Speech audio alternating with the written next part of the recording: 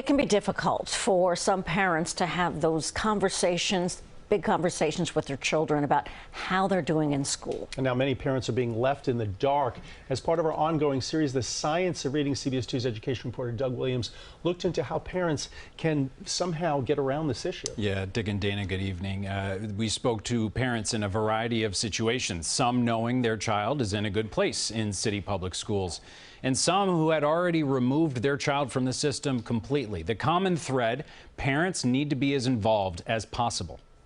Jarring numbers show a disconnect. According to the organization Learning Heroes, 93% of K-12 parents in the city believe their child is at or above grade level in reading. The reality, just 55% of students actually are. So how can so many parents just not know? Parents don't want to acknowledge that something is wrong with their child. One of the many possible reasons mentioned by parents we spoke to. Advocates for Children spoke to more in a report chronicling the experiences of parents to make recommendations to city schools. One of the things we heard from a lot of the parents was that they were worried they didn't know the right questions to ask. What the schools said to them was, read with your child. They wanted more than that. They knew they needed more than that, and they just kept hitting walls. To say the experiences for parents in the world of literacy for their children is a wide spectrum would be an understatement. Some parents find their schools have exactly what their child needs, and then some parents find what their child needs by Googling and finding places like Read 718 here in Brooklyn. With reading especially, it's one of those things where you have to crack that code. We'll meet you where we are, and the mission statements and things like that. But no, you should be reading like Tom and Sue. And kind of stepped down from my full-time job to take on that, because one of the things I figured out is that I'm my child's biggest advocate,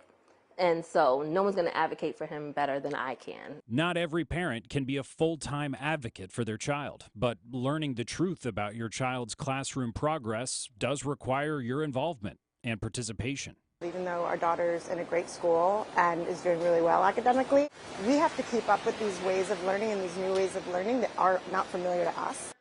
And I asked Advocates for Children for some advice for any parents watching right now at home. They say to make sure school staff hear you and include you as your child learns to read. Parents often are hesitant to draw attention to their child having an issue, and as we'll explore in our next piece on dyslexia, stigmas, guys, remain an issue. But as the woman said in the piece, read with your child. That's the first step. Yeah, but the parents heard that, but then they were like, okay, but then what? Because they should be learning more at school for us to be able to read correctly. But that would be an opening sign for them. Exactly. Okay, if there's an issue. That'd be good, Doug. Great story. Thank you. Thank you.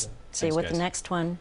And to learn more, and for more information on our education series, The Science of Reading, go to our website, cbsnewyork.com, where you can also find the latest reporting on literacy from our education partners at Chalkbeat New York.